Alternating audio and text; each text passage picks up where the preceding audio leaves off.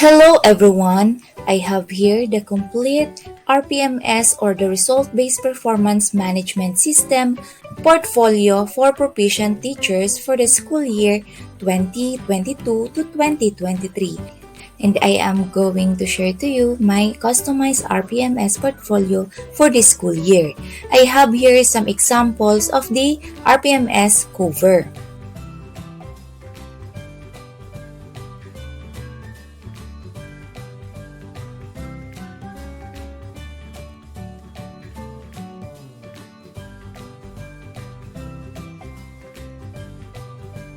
Now, let's go to CRA number 1. It is about the content knowledge and pedagogy. Let's go first to objective number 1. Applied knowledge of content within and across curriculum teaching areas. And we have here the means of verification. We need a classroom observation tool or COT rating sheet or inter-observer agreement forms done through on-site or face-to-face or in-person classroom observation. If on-site or face-to-face or in-person classes are not implemented, through observation of synchronous or asynchronous teaching, other modalities, or through observation of a demonstration teaching via LAC session. Now, you can attach here your MOV1. Let's go to objective number 2. Used a range of teaching strategies that enhance learner achievement in literacy and numeracy skills. And here is the MOV. Just like for the objective number 1. And you can attach here your MOV2. Let's go to objective number 3. Applied a range of teaching strategies to develop critical and creative thinking as well as other higher order thinking skills. And here is the means of verification, just like for the objective 1 and objective 2. And you can now attach here your MOV3. Let's go to objective number 4.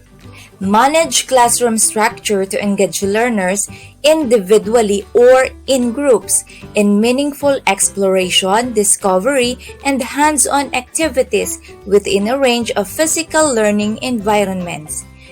And here is the means of verification, just like from objective 1 to objective 3.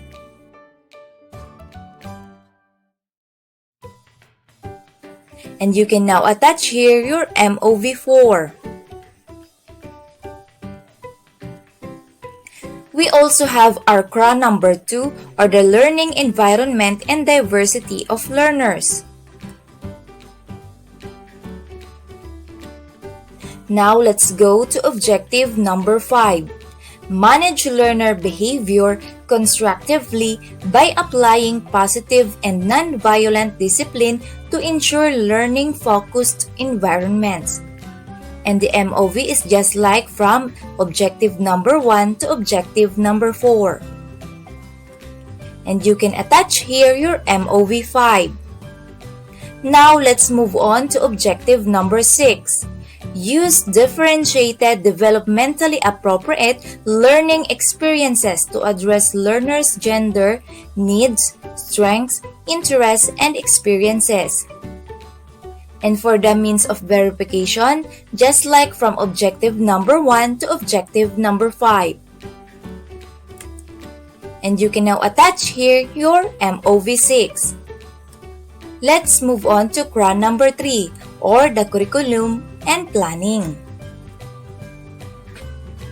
We have here the objective 7, planned, managed, and implemented developmentally sequenced teaching and learning processes to meet curriculum requirements and varied teaching contexts. And for the means of verification, just like from objective number 1 to objective number 6. And you can attach here your MOV7. Objective number 8. Participated in collegial discussion that use teacher and learner feedback to enrich teaching practice. And here is the means of verification. Number 1, proof or proofs of attendance in LAC sessions, FGDs, meetings, other collegial discussions. Number 2, minutes of LAC sessions, or FGDs, meetings, other collegial discussions on use of teachers and learners' feedback to enrich teaching practice. And number 3, reflection notes of teachers on their demonstration of teaching practices following participation from LAC sessions, FGDs, meetings, other collegial discussions that use teacher and learner feedback to enrich teaching practice with proofs of attendance, and any equivalent ALS form document that highlights the objective. And after that, you can attach here your MOV8. Now let's go to objective number 9. Selected, develop, organized, and use appropriate teaching and learning resources including ICT to address learning goals. And here is the means of verification, just like the means of verification from objective number 1. And you can attach here your MOV9. Let's go with the CRA number 4, or the assessment and reporting. Objective 10 includes designed, selected, organized, and used diagnostic, formative, and summative assessment strategies consistent with curriculum requirements. And here is the means of verification, just like the MOV of objective number 1. And you can now attach here your MOV10. Now let's go to objective number 11. Monitored and evaluated learner progress and achievement using learner attainment data. And for the means of verification, we need any one of the following. First, the individual learning monitoring plan. Second, the peer assessment data. Third, the sample of learners' output with reflection or self-assessment. We also need the progress charts or anecdotal records, class or e-class record or grading sheets, lesson plans showing index of mastery, frequency of errors with identified least and most mastered skills, and any equivalent ALS form document that highlights the objective, example, the individual learning agreement, and the ALS assessment form 2. And others, please specify and provide annotations. And if you're done with that, you can now attach your MOV11. Let's go to objective number 12.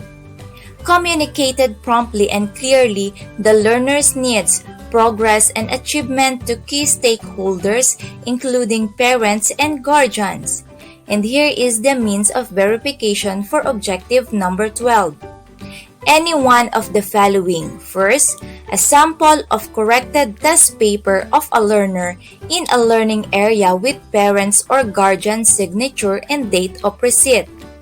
And the second one is the minutes of meetings with key stakeholders. We also need some examples of PTA, SGC, SPT, or CPC with proof of attendance. Report card with parents or guardian signature in all quarters supported by minutes of the meeting. And we also need communication with key stakeholders, example, parents and guardians, co-teachers, LGU, using various modalities.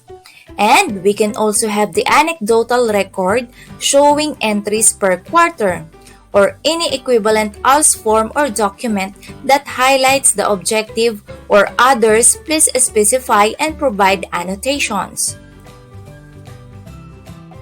And now, we can attach here the MOV12.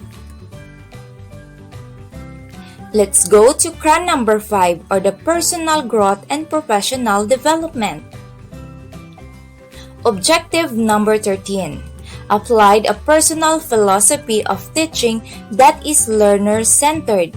And the means of verification for objective number 13 is a reflection or journal entry that highlights the application of a learner-centered teaching philosophy in the lesson plan or community work. And if you're done with that, you can now attach here your MOV 13. And let's go to objective number 14. Set professional development goals based on the Philippine Professional Standards for Teachers. And here is the means of verification. First one is the certification from the ICT coordinator, school head, focal person in charge of ESAT. And number 2 is the PCRF-DP. Number 3, media review form or the MRF. And for number 4, updated IPCRF form from phase 2. And you can now attach here your MOV 14. And the last one is the plus factor or the personal growth and professional development. It includes objective number 15. Perform various related works activities that contribute to the teaching learning process. And here is the means of verification. Any one proof of the following. First is the committee involvement or the involvement as module or learning material writer or validator. Involvement as a resource person, speaker, learning facilitator in the RO or SDO or school-initiated radio-based instruction. Or book or journal authorship or co-authorship or contributorship. Advisorship, coordinatorship, and chairpersonship. Participation and demonstration teaching or participation as a research presenter in a forum conference. Mentoring of pre-service or in-service teachers, and conducted research within the rating period, and others. Please specify with annotations on how it contributed to the teaching learning process. And if you're done with that, you can now attach here your MOV 15.